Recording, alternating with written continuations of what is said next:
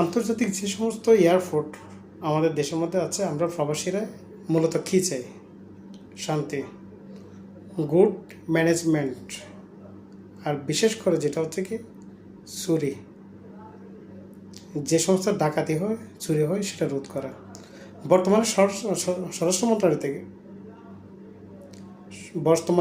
মন্ত্রণালয় থেকে নতুন একটি ফোর্স গড়ার যে কমিটি হচ্ছিল, সেটার নাম হচ্ছে এজিবি এয়ারগার্ড বাংলাদেশ।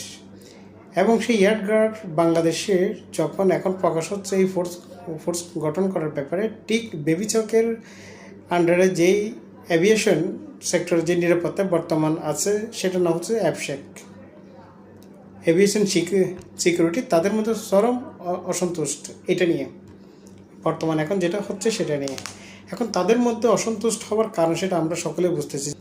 আসলে এখন আমরা প্রবাসীরা যেটা চাচ্ছি সেটা হচ্ছে কি ফোর্স গঠন করেন বা ম্যানেজমেন্ট আগের যেগুলো আছে সেগুলোকে মডিফাই করেন, বাট আমরা চাই শান্তি এবং গুড ম্যানেজমেন্ট, শৃঙ্খলা।